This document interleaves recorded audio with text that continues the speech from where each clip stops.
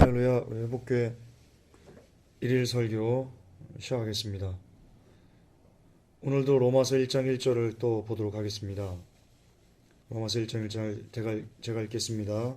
예수 그리스도의 종 바울은 사도로 부르심을 받아 하나님의 복음을 위해 구별되었는데. 아멘. 오늘 말씀의 제목은 오늘날 그리스도인들의 진정한 문제는 이것이다 입니다. 이 말씀의 제목 가지고 하나님 말씀 증거하겠습니다. 로마서 1장 1절에서 보시듯이 사도 바울은 자신을 그리스도의 종이라고 소개하고 또한 부름받은 목적에 대해서 대단히 확고한 가치관을 가지고 그 확고한 가치관을 따라서 살고 있는 것을 우리가 확인할 수 있습니다. 그 확고한 가치관은 바로 하나님의 복음을 위해서 내가 살아간다 라는 것이었습니다. 이 복음은 바로 구주 예수님의 죽음과 부활에 가는 증인이 되는 것인데요. 바울은 그것을 자랑합니다. 그러면서 바울은 우리에게도 이렇게 얘기합니다. 6절에 너희도 그들 가운데서 예수 그리스도의 부르심을 받았느니라 라고 우리도 역시 하나님의 복음을 위해 사는 자라는 것을 우리에게 알려줍니다. 그렇습니다. 우리도 바울처럼 복음을 위해 부름받은 자들입니다. 그러나 안타깝게도 우리의 삶과 바울의 삶은 다릅니다. 달라도 너무나 많이 다릅니다. 부름받은 것은 똑같은데 그 부름에 반응하는 삶은 너무나 극과 극입니다. 바울의 삶과 우리의 삶이 너무나 극과 극입니다. 바울은 복음을 위해 자신이 부름받았다는 것 때문에 오직 주의 복음에 누가 되지 않는 삶을 살려고 너무나 엄청나게 부단한 애를 썼습니다. 그는 심지어 감옥에 있으면서도 복음을 전하지 못해서 애가 달았던 그런 사람이었습니다. 그러나 우리는 오늘도 TV 앞에 앉아 있습니다. 우리는 오늘도 동료들과 시시껄렁한 잡담으로 하루를 허비했습니다. 우리는 오늘도 그저 그런 또 하루가 지나가는 것처럼 그렇게 삶을 살았습니다. 주님은 분명 바울의 삶도 보셨고 그리고 우리의 삶도 보셨습니다. 우리 주님은 바울의 삶을 보시면서 아마도 미소 지으셨을 것입니다. 그의 헌신 때문에 때론 감격의 눈물도 흘리셨을 것입니다.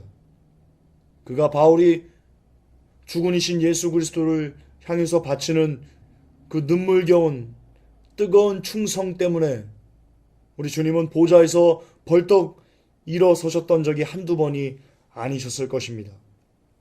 반면 주님은 우리의 삶을 보시며 한심해 하실 것입니다.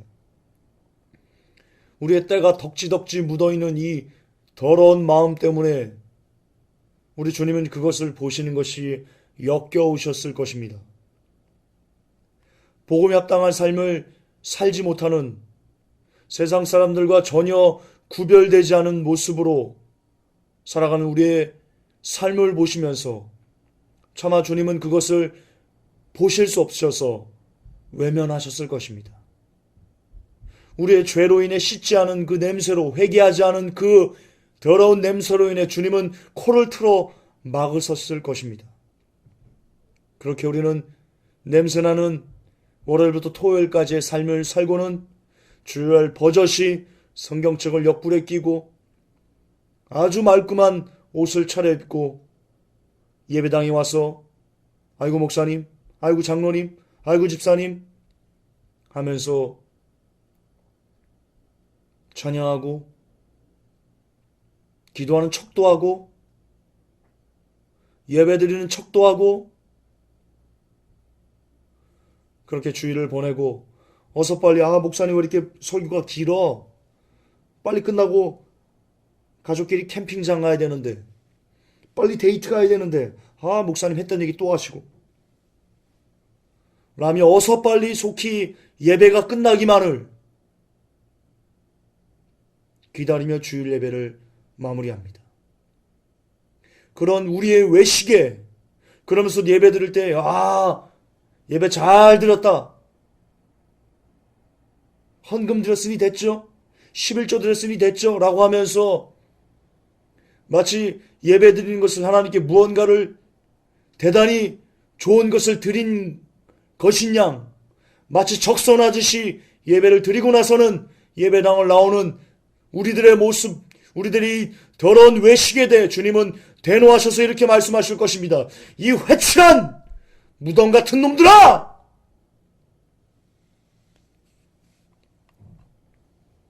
어찌 이리 다를 수 있을까요?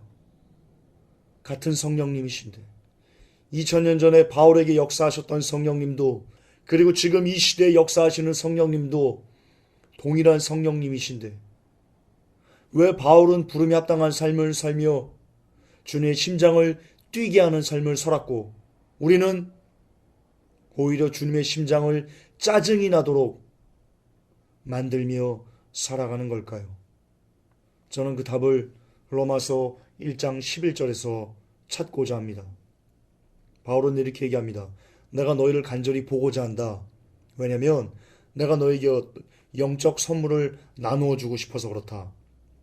그 영적 선물을 너희들이 받으면 너희들은 굳게 세워지기 때문이다.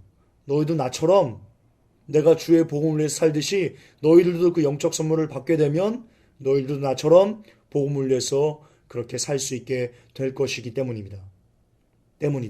그래서 내가 너희들을 간절히 보고 싶다. 바울이 얘기합니다. 바울은 영적 선물을 우리가 받을 때 우리가 굳건해질 수 있다고 말하고 있습니다. 영적 선물은 당연히 성령님 또는 성령님께서 주시는 은사입니다. 여기서 말하는 은사는 가장 큰 은사는 사랑의 은사입니다. 고린도전서 13장을 보시면 명확히 알 수 있습니다.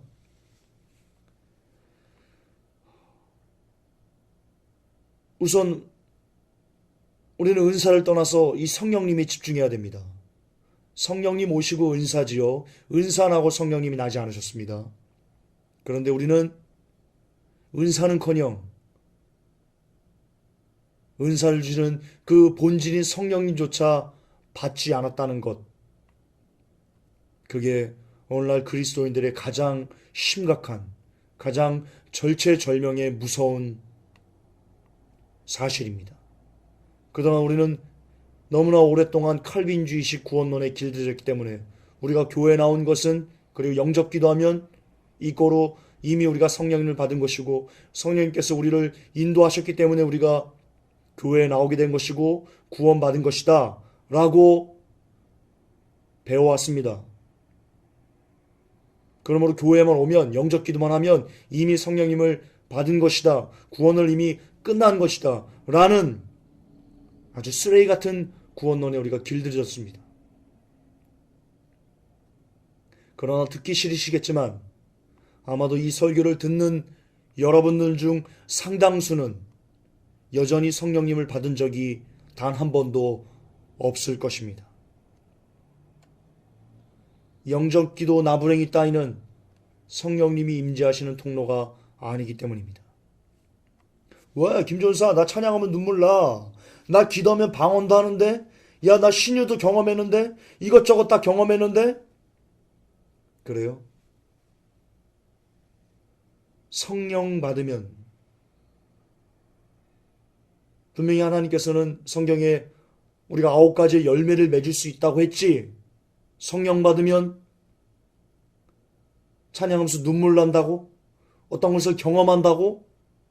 그렇게 기록하지 않으셨음을 당신은 잊으셨습니까?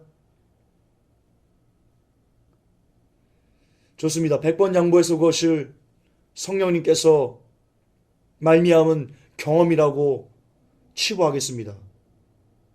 그러나 그렇다면 당신의 삶은 왜 그렇습니까?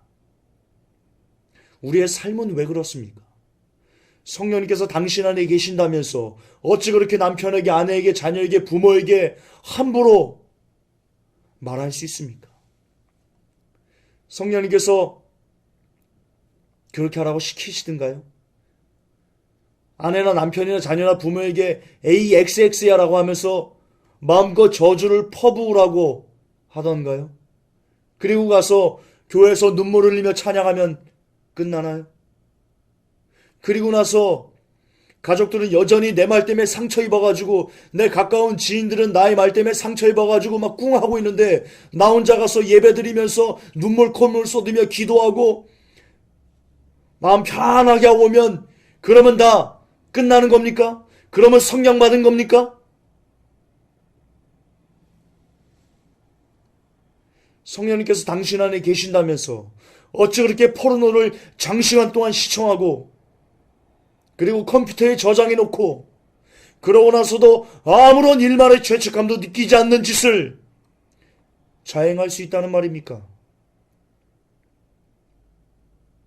성령님께서 당신 안에 계신다면서 함께 구원의 여정을 걸어가는 어떤 성도를 향해서, 저 있잖아 김 집사, 아우 옷도 저 모양이고, 아우 좀 이상한 것 같지 않아? 아우 냄새도 나고, 아우 안 나왔으면 좋겠어, 라며 일명 뒷담화를 할 수 있습니까? 성령 받으셨다면서요. 여러분 안에 성령이 계신다면서요. 근데 삶은 왜 개쓰레기예요? 무엇입니까? 성령님의 능력이 형편없어서 당신의 삶 하나 바꿔놓을 수 없을 정도로 그렇게 형편없는 능력을 가진 분이 성령님이십니까? 그래서 그렇습니까? 아니면 당신께서 성령님을 안 받으셨기 때문입니까? 답은 당신이 성령님을 안 받은 것입니다. 눈물 콧물 쏟으면서 찬양했든, 기도하면서 쌀랄라 방언을 했든, 영계를 받든, 심지어 지옥을 받든, 그것은 성령받은 증거일 수가 없습니다. 성령받은 증거는 오직 삶의 열매로만 규명되어야만 합니다. 이것은 머스트입니다. 반드시입니다. 그러므로 삶이 개판인 우리는 아무리 신비로운 것을 체험했다고 해도 그것은 성령받은 증거일 수가 없습니다. 오히려 귀신받은 증거일 수는 있습니다. 오직 성령받은 증거는 삶으로만 규정되어야 합니다. 규명되어야 됩니다. 증명되어야 됩니다. 그것이 성경입니다. 성경은 그렇게 이야기하고 있습니다. 그렇습니다. 한국교회 800만의 성도가 있다 합니다. 그러나 그중 성령님을 받아서 삶을 바울처럼 살려고 애쓰는 이들은 거의 전무합니다. 그러므로 이 시간 차라리 신학교에 갈 것이 아니라 먼저 성령님을 받아야 됩니다. 목사 안수를 받는 것이 중요한 것이 아니고 먼저 성령님을 받아야 됩니다. 장로가 되는 것이 먼저가 아니고 먼저 성령님을 받아야 됩니다. 집사와 권사와 안수집사와 기타 교회에서 어떤 직분을 받는 것이 먼저가 아니고 가장 먼저는 우리가 성령님을 받아야 합니다. 오늘날 교회가 왜 이렇게 시끄럽습니까? 교회가 시끄러운 이유를 여러분들이 알려드릴까요? 교회가 시끄러운 이유는 단 하나 때문입니다. 그것은 바로 성령님을 받지 않은 이들이 자칭 성령 받았다는 착각 때문에 일어나는 혼란입니다. 그러므로 우리는 자칭 유대인들을 욕할 필요가 없습니다. 죄송하지만 우리는 카톨릭을 욕할 필요도 없습니다. 그 음녀, 그 가장한 것들의 어미를 욕할 자격도 없습니다. 왜냐하면 우리도 성령 받지 않아 놓고 성령 받았다고 자칭 스스로 성령 받은 자라는 착각 속에 살아가면서 하나님의 나라를 어지럽히는 죄인들이기 때문입니다. 우리 중 성령님을 받은 이들은 극히 적습니다. 이것은 마지막 때를 알고 있다는 여러분들에게도 해당됩니다. 이 시간 이 설교를 하고 있는 저에게도 해당됩니다. 우리는 모두 과연 우리 안에 성령님이 계신지를 확실히 점검해야만 합니다. 우리가 아직 성경을 읽는 것보다 TV 시청하는 것을 좋아하는 이유는 우리 안에 성령님이 안에 계시기 때문입니다. 성령님은 TV 보는 중에 임하지 않습니다. 성령님은 게임하는 중에 임하지 않습니다. 성령님은 여러분의 개인적인 어떤 욕망과 영달을 추구하는 중에 임하지 않으십니다. 성령님은 오로지 그분만을 갈망하고 그분의 도움으로 세상을 이기려고 몸부림치는 자들에게만 성령님은 임하십니다. 성경은 그것을 증명합니다. 회복교회 성도 여러분, 만물의 마지막이 가깝습니다. 그러므로 이제는 간구하셔야 됩니다. 그동안 성령 받았다고 착각하고 우리가 살았다면, 그러나 여전히 우리의 삶이 쓰레기였다면 여러분은 성령 받은 것이 아니십니다. 그러므로 오늘부터 성령님을 찾고 구하고 두드리셔야 됩니다. 주님은, 우리 예수님은 구하는 이가 성령을 얻을 수 있을 것이고 찾는 이가 성령님을 만날 수 있을 것이며 두드리는 이들에게만 성령님을 받을 수 있을 거라고 너무나 명확하게 누가복음에서 말씀해 놓으셨습니다. 천국은 침노하는 자일 것입니다. 천국에 들어가기 위해서는 반드시 성령님의 도우심이 필요합니다. 그러므로 성령님도 침노하는 자의 것입니다. 여러분에게 성령을 안 주시면 죽을 것 같은 그런 심정으로 당장 내일부터 성령님을 구하시기 바랍니다. 더 늦기 전에, 구원의 문이 닫히고 지금 불법의 비밀을 막고 있는 그 보혜사께서 우리의 곁을 떠나시기 전에 서둘러 성령님과 동행하는 저와 여러분이 되시기를 예수님의 이름으로 기원합니다.